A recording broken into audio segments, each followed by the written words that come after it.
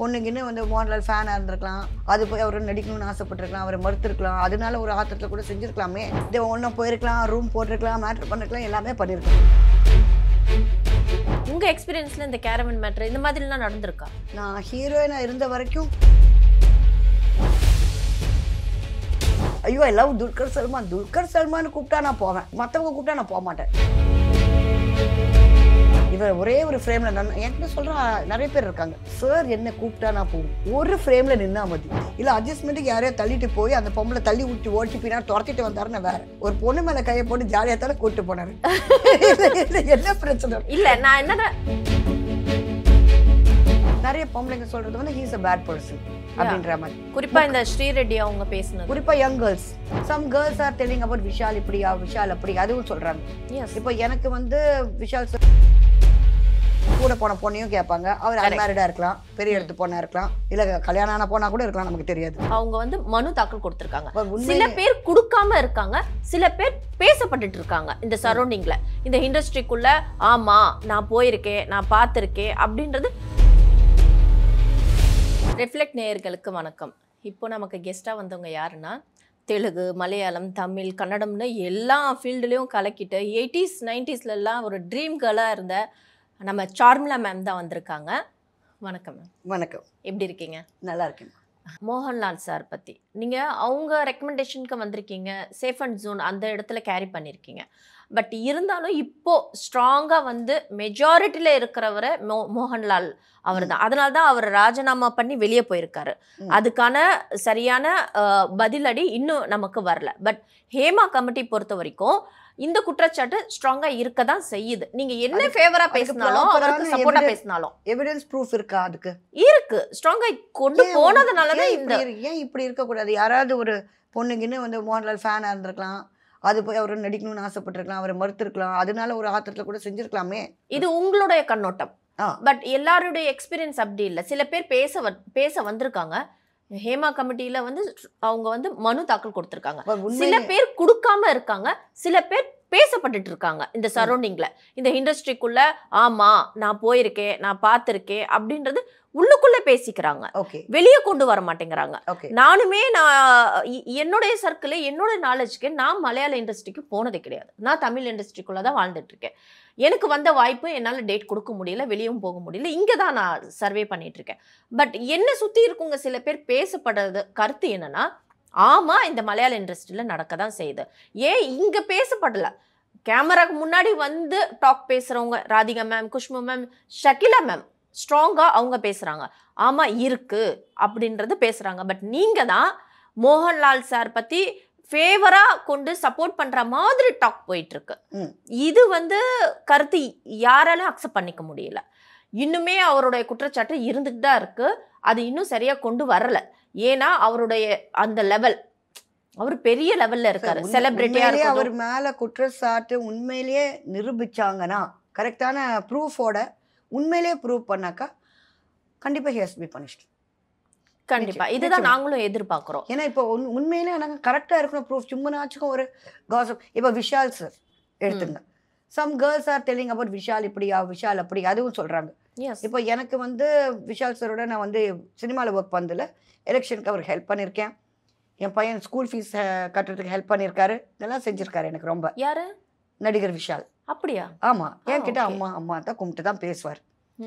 But like நிறைய பொம்பளைங்க சொல்றது வந்து ஹீஸ் அ பேட் பர்சன் அப்படின்ற மாதிரி. குறிப்பா இந்த ஸ்ரீரெட்டி அவங்க பேசுனது, குறிப்பா யங் கேர்ள்ஸ் வந்து குறிப்பா சொல்றாங்க, maybe he is unmarried, they would like to marry him, அப்படி போலாமே, maybe he rejected the proposal. நான் அப்படி தான் எடுத்துக்குவேன். ஏன்னா தெரிஞ்சவங்களுக்கு ஃபேவராக தான் நான் யோசிப்பேன். Not only Mohanlal sir, even Vishal sir. உங்களுக்கு தெரியுமா இல்லைன்னு தெரியல, மீடியாவில் வந்து விஷால் சார் ஒரு ஃபாரின்ல ஒரு கேர்ள் ஃப்ரெண்டு, ஒரு கேர்ள் கூட போகிறாங்க, ஒரு அவரை அடையாளம் கண்டுபிடிச்சு கேப்சர் பண்ணுறாங்க வீடியோவில். அவங்கள பார்த்துட்டு கேப் இப்படி போட்டுட்டு மறைச்சு ஓடுறாரு. ஓகே. ஸோ இதையும் வைரல் ஆச்சு. ஓகே. இது நான் சொல்ல வரல. இப்போ நீங்க பேசும்போது இவர் நல்லவர், இவங்க ஃபேவரா பேசுற மாதிரியே ஒரு டாக் இருக்கு. ஊர் சுத்துறதுல என்னமா தப்பு இருக்கு? எனக்கு அது தப்பாவே தெரியலமா. அது நம்மளுக்கு புரியுது, நம்மளுக்கு புரியுது. இப்போ கல்யாணம் ஆகி குழந்தை குட்டி இருந்தா அவர் இப்படி பண்றது நான் தப்புன்னு கண்டிப்பேன், கண்டிச்சே பேசிடுவேன். விஷால்ஜி நீங்கள் பாரு ரொம்ப தப்பு. உங்களை நம்பி ஒரு குழந்தைங்க பொண்டாட்டி வீட்டில் உட்காந்துருக்காங்க, நியாயம். இல்லை அட்ஜஸ்ட்மெண்ட்டுக்கு யாரையோ தள்ளிட்டு போய் அந்த பொம்பளை தள்ளி விட்டு ஓடிச்சு பின்னாடி துரத்திட்டு வந்தாருன்னு வேறு. ஒரு பொண்ணு மேலே கையை போட்டு ஜாலியாக தானே கூப்பிட்டு போனார். என்ன பிரச்சனை? இல்லை நான் என்னன்னா சரி நாம சொல்கிறோம் அதில் என்ன பிரச்சனை இருக்குன்ட்டு.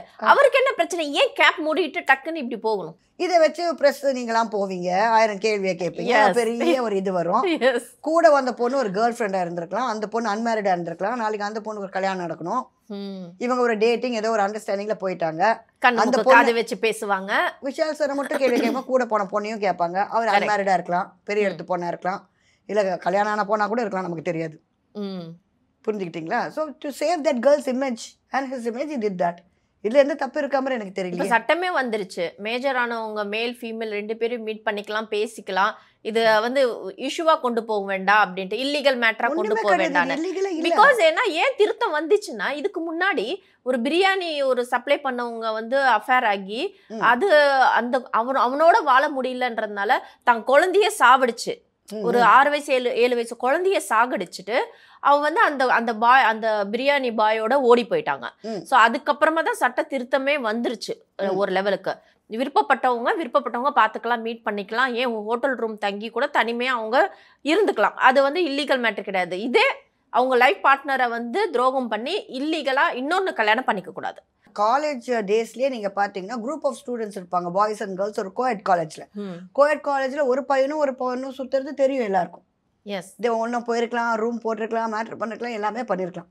ஓகே, ஃபைனலி கல்யாணம் பண்ணும் போது அந்த குரூப்லேயே வேறு பையனு கூட அந்த பொண்ணு கல்யாணம் பண்ணியிருக்கலாம். இது நார்மலாக நடக்கிறது. So maybe some of Vishal's fan was interested in taking for a date. இப்போ அந்த பொண்ணு சொல்கிற மாதிரி டேட்டிங் ட்ரிப் தேர் இன்ட்ரெஸ்ட். நிறைய பொண்ணுங்க இப்போ பொண்ணுங்களுக்கே வந்து இந்த கனவு கண்ணி அந்த காலத்தில் இருந்தால் போது இந்த கனவு கண்ணன்னு நிறைய பேர் இருக்காங்க. நிறைய பொண்ணு என்கிட்ட சொன்னாங்க, மலையாளி பொண்ணுங்க, ஐயோ ஐ லவ் துல்கர் சல்மான் கூப்பிட்டா நான் போவேன், போகிறடி. மற்றவங்க கூப்பிட்டா நான் போக மாட்டேன். இந்த மாதிரி பைத்தியக்காரங்க பார்த்துருக்கேன் நானும். இது ஆமாம், ஐயோ துல்கர் சல்மான் கூப்பிட்டா நான் போவோம். இன்னொரு பொண்ணு இருக்கும் only with Fahadh Faasil. So அது அந்த மாதிரி ஒவ்வொருத்தருக்கும் வருது. அந்த மாதிரி யாரோ ஒருத்தங்க விஷால் வச்சு ட்ரீம் பாயாக இருந்திருக்கலாம். அவர் வெளிநாட்டுக்கு வந்தவொடனே போய் மீட் பண்ணியிருக்கலாம், ஒரு நாள் ஒரு டேட்டிங் ட்ரிப் வெளில போயிருக்கலாம். அது ஏமா பிடிக்க மாட்டேங்குது யாருக்கும்? சந்தோஷமா இருந்தாலே பிடிக்காது. நார்மலா ஒரு பாய் பண்ணியிருந்தா ஒரு கேர்ள் பண்ணியிருந்தா பேசியிருக்க மாட்டாங்க. இந்த மாதிரி ஒரு வீடியோ வைரலா இருக்காது. ஒரு நடிகர், ஒரு செலிபிரிட்டி, ஸ்டார் அந்த மாதிரி விஷயங்கள் பண்ணும்போது இது வைரல் ஆகுது. இதுதான் ஃபேக்ட். ரெண்டாவது, இப்போ ரீசெண்ட் டைம்ல கூட இவ்வளோ பரபரப்பா பேசுது மலையாள இண்டஸ்ட்ரியில. ரொம்ப சில்லியா பதில் கொடுத்துட்டாரு விஷால் சார். யாராவது ஏதாவது சின்ற செருப்பால் அடிங்க. ஸோ அது ஒரு மாதிரி கேஷுவலாக ஒரு நார்மலாக ஸ்பீச் கொடுக்குற மாதிரி ஒரு பொறுப்பில் இருக்காரு. ஸோ ஒரு பொறுப்பாக பேசாம இந்த மாதிரி பண்றாங்க. எங்க அட்ஜஸ்ட்மெண்ட் இருக்குங்க, உப்மா கம்பெனில இருக்குங்க அப்படின்னு ஒரு கேஷுவலாக சொன்னாங்க. That is correct. ஏன்னா பெரிய கம்பெனி ஸ்கேட் இப்போ இல்லை எப்பவுமே. சி ஒரு நல்ல வளர்ந்து ஒரு படங்களை நடிச்சு பெருசா வந்து ஒரு ஹீரோவோ, படங்கள்ல சக்சஸ் பண்ண ப்ரொடியூசரோ, நிறைய படங்களை ஹிட் கொடுத்த டைரக்டரோ ஒரு பொண்ணுக்காக just for sake of 1 hour அவங்க இமேஜ் காலி பண்ணிக்க மாட்டேன். கரெக்ட். இந்த புதுசா வரானுங்க பாரு, அவங்க தான் இந்த மாதிரி இந்த ஆர்டிஸ்ட் அந்த ஆர்டிஸ்ட் இந்த ஆர்டிஸ்டோட நான் படுத்தேனே நான் வெளில போய் சொல்லணும். இவங்க நிறைய பரம்பரையா பார்த்து வராங்க. இவங்களே ஆசைப்பட்டு போறதுக்கு நிறைய பேர் இருக்காங்க. ஒவ்வொரு ஹீரோஸையும் ஒவ்வொரு டைரக்டர்ஸும் எத்தனை பேர் வந்து ஒரு டைரக்டர்ஸோடைய ஃபேன்ஸ். சில பேர்ல ஐயோ இந்த டைரக்டர் ஒரு படத்துல கிடைச்சாலே நல்லது, நான் போறேன். இவர் ஒரே ஒரு ஃப்ரேம்ல என்கிட்ட சொல்ற நிறைய பேர் இருக்காங்க. சார் என்ன கூப்பிட்டா நான் போவோம், ஒரு ஃப்ரேம்ல நின்னா மதி, அது சார் டிரெக்ஷன்ல, இப்படி சொல்றவங்களும் இருக்காங்க. எனக்கு என்னன்னா இதெல்லாம் மிஞ்சி ஏன் அட்ஜஸ்ட்மெண்ட்டுக்கு இஷ்டம் இல்லாதவங்களும் கூப்பிடுறாங்க. அதுக்கு தான் நாங்கள் வந்து உட்காந்துட்டு இருக்கேன். உங்களுக்கே கையில இருக்கு, கையில இல்லைன்னா இல்லாததுக்கு நீங்க அலையலாம். கையில you have enough and more options. உங்களே ரசிச்சு வர்றதுக்கு எத்தனையோ பேர் இருக்காங்க. ஆனா இந்த லோ பட்ஜெட் பீப்புளை யாருக்கு தெரியும்? புதுசா ஒரு டைரக்டர், புதுசா ஒரு ப்ரொடியூசர் போது இவங்க வந்து எங்க கிட்ட தான் கை கட்டி நிற்கிறோம். And when we are like when we are compromising with them, நம்ம விலை போகுது. We lose our value. So what they do, they go with the beginners.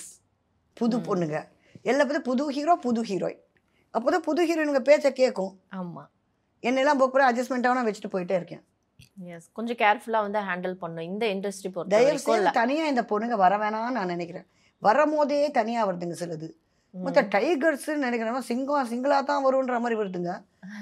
ஆனா நீங்க நினைக்கிறீங்க மேம், நீங்க அந்த காலத்துல நீங்க மைண்ட் செட்ல இருக்கீங்க மேபி எனக்கு தெரிஞ்சு.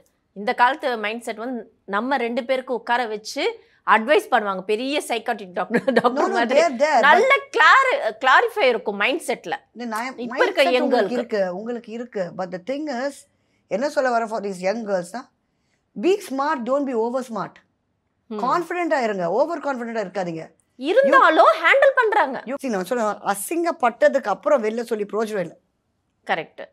ஏன்னா quench the fire before it burns. நெருப்பு அப்படியே நல்ல பகை வெறிஞ்சிட்டு அந்த மாதிரி ஆனதுக்கு அப்புறம் சொல்ல வேணாம். இந்த மாதிரி போகிறதுக்கு சேஃபா போயிடுங்களேன். ராதிகா மேம் நிறைய வந்து விஷயங்கள் பேசினாலும் அதுல குறிப்பா ஒரு விஷயம் கேரவன் மேட்டர் வந்து பேசியிருந்தாங்க. இந்த மாதிரி ஒரு விஷயம் எனக்கு நடந்தது, பட் நான் அதை எப்படி ஹேண்டில் பண்ணுமோ பண்ணி பேசிட்டு நான் வெளியே வந்துட்டேன். பட் இந்த இன்சிடென்ட் கூட அங்க நடந்துட்டு தான் இருக்குன்ற மாதிரி சொல்றாங்க. உங்க எக்ஸ்பீரியன்ஸ்ல இந்த கேரவன் மேட்டர் இந்த மாதிரி எல்லாம் நடந்திருக்கா? நான் ஹீரோயினா இருந்த வரைக்கும் கேரவன் இல்லை. நான் கடைசி என் கேரியர் கம்ப்ளீஷன் அஸ் ஹீரோவின் போது சென்னையில் வந்து தமிழ்நாட்டில் வந்துருச்சு கேரவன். பட் அங்கே யூஸ்வலாக நீங்கள் பார்த்தீங்கன்னா கேரளாவில் வந்து பட்ஜெட்டை கம்மி பண்ண இதெல்லாம் இன்க்ளூட் பண்ண மாட்டாங்க. Maybe Mohanlal sir and Mammootty might have had a caravan. But நான் நடித்த படங்க ஹீரோயினாக இருந்த வரைக்கும் நோ கேரவன். அதுக்கப்புறம் கல்யாணம் ஆகி டெலிவரி ஆகி பையன் ஒரு 3 வயசு இருக்கும் போது திருப்பி போனேன். அப்போ கேரவன்ஸ் வெதை. ஓகே ஸோ அந்த டைமில் தான் ஐ நியூ. பட் எனக்கு அந்த மாதிரி கேரவனில் இந்த மாதிரி இது நான் பார்த்தது கிடையாது. எனக்கு என்ன ஒரு பெரிய ஒரு இதுனாக்கா, அவங்க பேர் சொல்லாத ஒரு காரணம் இருக்கு. Because if he's a random person, என்னன்னு பேர் இவங்க கண்டுபிடிப்பாங்க ஃபர்ஸ்ட்? முடியாது. அவரா இருக்குமே இவரா இருக்கும்ன்ற காசிப் தான் போகும். இப்போ தெரிஞ்ச ஒரு நபர், ஒரு ஹீரோவோ ஒரு ப்ரொடியூசரோ டைரக்டரோ தெரிஞ்ச ஒரு ஆக்டரோ இதை பண்ணியிருந்தா சோ நம்மளுக்கு காட்டி கொடுத்துருக்கலாம். ஓகே, ஈஸியா. ஏதோ நேற்று வந்து ஒரு 2 படம் பண்ண ஒரு பையனாக இருந்திருக்கலாம். ஈ கூட பின் ஈவன் இந்த கேரவேன் பாயா கூட இருந்திருக்கலாம். அவன் பேரை இவங்க தெரிஞ்சுக்க வேண்டிய அவசியம் இல்லையே. நீ இது என்ன பண்ணிட்டு இருக்கேன்னு கேட்டாங்க, இந்த மாதிரி செய்யக்கூடாது சொல்லியிருப்பாங்க. இவங்க போய் அந்த பையனை இன்டர்வியூ எடுக்க முடியும், உங்கள் பேர் என்ன ஊர், என்ன அட்ரஸ்ன்னு. எவனோ ஒருத்தர் அந்த கேரவேனை க்ளீன் பண்ணுறதுக்கு பாய்ஸ் வராங்க, எத்தனையோ பேர் வராங்க போகிறாங்க. என்ன ஒன்று அவங்கள அப்போவே மாட்டி விடாதது அவங்க பண்ண பிரச்சனை. கரெக்ட். அது பெரியவங்க பெரிய இடத்துல பண்ணா என்ன, சின்ன இடத்துல பண்ண தப்பு தானே. ஒரு கேர்ள் சேஞ்ச் பண்ற விஷயங்கள்லாம் கேமரால எடுக்கிறது எவ்வளவு பெரிய, அது நம்ம கையில மாட்டினா அது கண்ணில் நம்ம பார்த்தா அது ஏன் வெளியே கொண்டு வர. எனக்கு ஒரு விஷயம் தான் புரியல, அந்த பையன் அந்த மாதிரி எடுத்தவன் தனியா போய் பார்த்துருப்பானே தவிர 4 பேர் பார்க்குற இடத்துல எப்படி உட்காந்துருப்பான்றது என் கொஸ்டின். ஓகே, இப்போ இந்த இடத்துல உட்காந்து ஒரு கேரவேன் நடக்குது, அது பார்த்துட்டு இருக்காங்க மொபைலில். அது தனியாக யாரும் இல்லாத நேரத்தில் ஹிடனாக பார்த்துருப்பான்றது என்னுடைய கருத்து. பட் அவன் ஏன் அங்கே வந்தான், ஒருவேளை டக்குன்னு அதான் சொல்கிறேன், he must be somewhat connected with இந்த கேரவேன் கிளீனிங்கோ ஏதோ. ஸோ அதனால் க்ளீன் பண்ணிட்டு டக்குன்னு வந்து அங்கே பார்த்துருந்துருக்கலாம். That's only way. பட் அவங்க சொன்னது வந்து நான் வந்து I'm not telling it's wrong, but thing is she should have corrected. அங்கேயே வந்து கரெக்ட் பண்ணியிருக்கணும் அவர். எனக்கு என்ன வருத்தம்னா, ராதிகா மேம்னா ஒரு கட்ஸ் உள்ள ஆள். அவங்க எது இருந்தாலும் ஃப்ராங்காக வந்து டக்குன்னு கேட்குற ஆள். அவங்க ஏன் அன்னைக்கு இந்த இஷ்யூவை கொண்டு வரல வெளியே, ஏன் இப்படி பேசப்படல? எல்லாரும் கேர்ஃபுல்லாக இருப்போம் இல்லையா?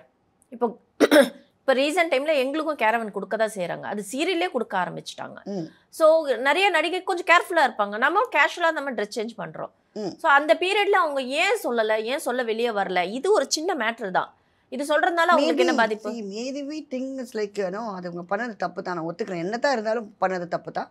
என்ன ஒண்ணுனாக்கா அவங்க வந்து வேற யார்கிட்டயாவது சொல்லி இதை ஹேண்டில் பண்ணிருக்கலாம். Yeah correct. If she didn't want to handle, வேற யார்கிட்டயும் சொல்லிருக்கலாம். ஒரு அந்த படத்து ப்ரொடியூசர் கிட்ட ரிப்போர்ட் பண்ணிக்கலாம், இல்லை டைரக்டர் கிட்ட, இல்லை யாராவது ஒருத்தர் கிட்ட சொல்லி இந்த மாதிரி நடந்துட்டு இருக்கு சார், இது என்னன்னு பாருங்கன்னு சொல்லியிருக்கலாம்.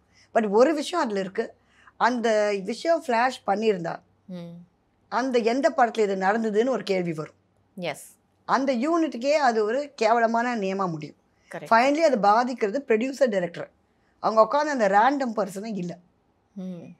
புரிஞ்சுக்கிட்டீங்களா? ஸோ அந்த ப்ரொடியூசர் டைரக்டர் பேர் தான் போகுது. அவங்க யூனிட்ல எப்படி நடந்தது, அவங்க யூனிட் கேரவேன்ல இதனால தான் அவங்க எனக்கும் சீனியர், அவங்க ரொம்ப சீனியர். ஆனால் அவங்க டீசெண்டாக யார் பேரும் சொல்ல விருப்பப்படலன்னு சொல்லி விட்டாங்க. இவ்வளோ நேரம் வந்து உங்கள் மனசில் பட்டது, வெளிவேஷம் இல்லாமல், ஒரு ஃபேஸ் மாஸ்க் இல்லாமல், ஒரு பயம் இல்லாமல், இனிமேல் நம்ம கேரி எப்படி பண்ண முடியும், இந்த ஃபீல்டுக்குள்ளே இருந்துட்டு நம்ம எப்படி பேசுவோம், எப்படி பேசணுன்றது யோசிக்கிற மத்தியில் நீங்கள் இவ்வளோ ஸ்ட்ராங்காக போல்டாக வந்து பேசி, ஆனால் நிறைய விஷயங்கள் ட்ரூ இருக்குது நீங்கள் பேசும்போதே எனக்கு தெரியுது. அது வந்து மலையாள இண்டஸ்ட்ரியில் ரொம்ப பேட் எக்ஸ்பீரியன்ஸை நீங்கள் ஷேர் பண்ணீங்க. பட் தமிழ் இண்டஸ்ட்ரி பொறுத்த வரைக்கும் நீங்கள் வந்து குட் எக்ஸ்பீரியன்ஸ் வச்சுருக்கீங்க. நானுமே இந்த குட் எக்ஸ்பீரியன்ஸை நான் வந்து ட்ராவல் பண்ணிகிட்டு இருக்கேன். சொன்னால் நம்ப மாட்டாங்க, பட் இதுதான் ஃபேக்ட்னு நமக்கு தெரியும். ஓகேங்களா? ரொம்ப நைஸாக நான் சொன்னால் நம்புவாங்க, பிகாஸ் ஆஃப் மை ஏஜ். நீங்க கொஞ்சம் யங்ல நம்புறதுக்கு அது கஷ்டமா இருக்கு, அழகா இருக்கீங்க அதனால. கரெக்ட். கண்ணு மூக்கு காது வச்சு பேசுற மத்தியில அதுவும் இந்த நம்ம ப்ரொஃபஷனல் நம்ம சூஸ் பண்ணியிருக்கோம்.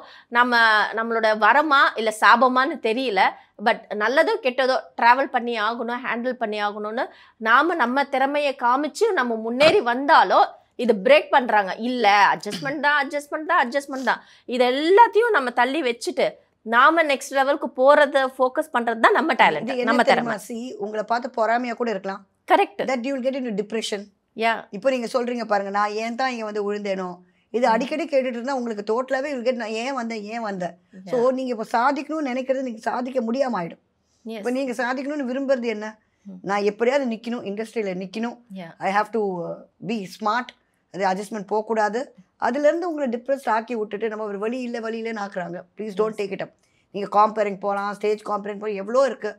You have lots of years to roll. So wish you all the best in your life. Thank you ma'am. Okay, எங்களோட இவ்வளோ நேரமாக டைம் ஸ்பெண்ட் பண்ணி பேசுனதுக்கு ரொம்ப நன்றி. தேங்க்யூ.